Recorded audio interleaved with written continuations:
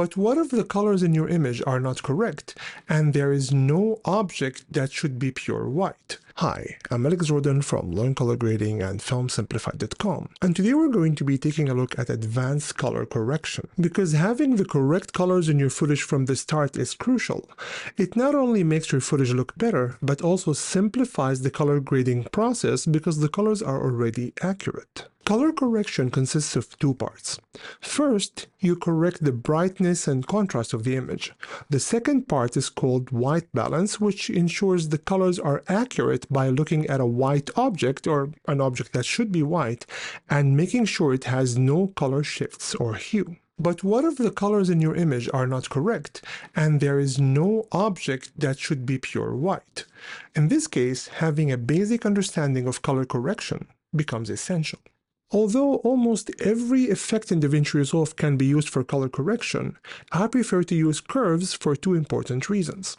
First, curves allow you to add anchor points to protect certain parts of the image from changes, as we'll see shortly. Second, they allow you to control how aggressive the color changes are in certain areas of the image. So they're curves to allow you to control the curve of the changes. We'll see that in a bit. So that was a long intro. Let's jump into action. Let's take a look at this image. The colors are not correct, as you can see. And even though we can totally find some white objects in the background here to maybe white balance the image a bit, but let's just pretend that that's not the case and we don't have any white objects here. So performing color correction without a white object requires you to know the intended colors of at least some objects in the image. This knowledge allows you to adjust the image to correct these specific objects. So if you look here, we know that the sidewalk here shouldn't actually be blue. That's kind of clear. Before we start, we're currently running our last ever sale for 85% off. We published a video last week explaining that this is our last sale at this steep discount ever. It comes with lifetime access and lifetime updates to all the courses, with the footage library, with everything. You'll find the link below. Again, this is the last sale ever at this steep discount that we've been offering for the past 10 years. So let's start. I will click this button here to expand the curves, and I'll make sure the curves are unganged by making sure that this icon is not clicked. And I'll make sure also that I have the qualifier selected in the image, and I'll click here. So I just clicked on the object where I know shouldn't be blue. I know this should be somehow reddish. It must have a reddish hue. However, notice that once I clicked the object, now I have 4 points created on the curve. We've discussed this many times when we discussed white balance, but basically this represents the values for this particular part. So you have the blue, the green, and the red, and this here represents the Y, or the luminance of the image. So notice that the red point is down. It is very important to understand one thing about these points. Whenever we try to color correct an object and move these points, we can only move them on the vertical axis, never horizontally. So when I say increase red, reduce blue, or anything similar, make sure you only move the points up or down and never sideways. So I know that this object here should actually be reddish, and I notice that the red point is way down. It's way below the blue and the green points. So now I have 3 points that I need to control. Which one do I start with? It's very simple. You always start with the top point. So for example, blue is the highest one. So I'll start by bringing blue down. Then I'll bring green down. And notice how the image is corrected a bit. And then I'll bring the red one up. And the image is starting to get better. Notice how we got some of the original colors back. And I'll just continue doing this. So I'll basically go with the blue one up or down. Then I'll control the green point, maybe here, and the blue maybe just up a bit, and much better.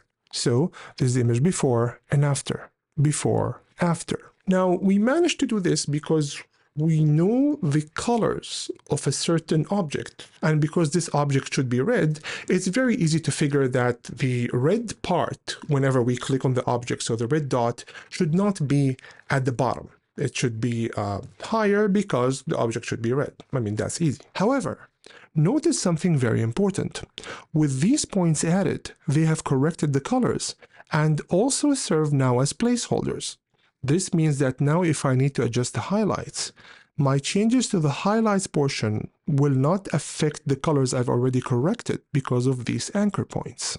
So now if I feel that the highlights are a bit reddish or greenish, for example, I can simply control the red, bring it down a bit, and maybe use the green point and change the highlight a bit, maybe taking the green out of it, and much better. And I can even bring the luminance down a bit, just to make the image look a bit more natural, and take a look at the image before and after, before, after. Let's take a look at other examples. Let's take a look at this image. I think I know that this object here should be blue, but at the same time, there is something very important. Even though the dark parts of the image are usually affected by color shifts, just like the highlights, the color shifts are less visible in dark areas. As a result, these parts often look less saturated than the midtones, for example. This means that I can use this area to correct the colors of the image. Because it's in the shadows, it should have less of a color shift than the midtones. So let's repeat the same thing again. I'll make sure that I have the qualifier selected, click here, and notice that the shift now is pretty clear. So we have red, green, and blue, and it's pretty simple. As we learned earlier, I'll control red, bring it down, and maybe I'll just bring blue up a bit. Maybe here, and much better. Take a look at the image before and after, before, after. And now let's take a look at skin tones. So let's start with this image. Again, even though this image totally has some white objects, let's just pretend like we don't have any white objects in the image and correct it based on the skin tones, because there is something very important to understand here. Again, qualifier, click on skin tones, and I have 3 points created. When you're working with skin tones, it's easy. The red point should be the highest point. Then the blue one is the lowest point, and the green should never be in the middle. It should be slightly towards the lower part, like towards the blue point. So this is very simple. I'll simply bring the red point down a bit, and I'll just bring the green point closer to the blue one, and maybe I'll just bring the blue one up a bit, much better. Let's bring the red down. Again, let's try with the green one more time, and with the blue one, and much better. Let's again experiment more with the green. I guess this would be good, and much better. Take a look at the image before and after, before and after. Actually, we need to bring the red up a bit. Great. Now, there is a very important question here. Many tutorials, which they're totally completely correct, there's nothing wrong with that. What they do, let's reset all the changes here, is to simply, let's also close this, and they just go and get a window, add the window to the area they want to correct, like the skin tones, for example, and maybe just make it smaller, activate highlights mode, go to the vector scope. So for example, let's go to settings here, show 2x zoom, so this is more clear, show the skin tone indicator, and they work with the skin tone indicator here. And this will totally work. So for example, in the same node, I'll click here to go to curves, click on the skin tones. I have 3 points, and now I need to correct the points and try to make the skin tones match the or fall exactly on the skin tones line. If you don't know, this is the skin tones line, and all skin tones should fall on this line. So we just moved the skin tones to the skin tone line, and now let's disable this and delete the window. I deleted the window, and take a look at the before and after, before and after. This is because the eye perceives colors in context. Just search for any video on color tricks, and you'll see that colors are perceived relative to their surroundings. Even if the colors are technically correct according to the computer, they may still look odd to the human eye.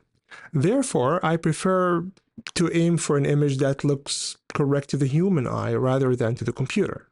While there is nothing wrong with that approach, I think this method will produce better results, especially when the colors are really, really wrong. And this method will work regardless of race. So for example, the rules are the same because the colors are the same. So let's just correct this a bit. I'll just bring lift down a bit, maybe increase gain a bit, and I'll just add a new node. And in the new node, I'll click on the skin. And again, you have red, green, and blue. And as we learned, the ratio between them should be that the red is the highest, blue at the bottom, and green is somehow closer to blue.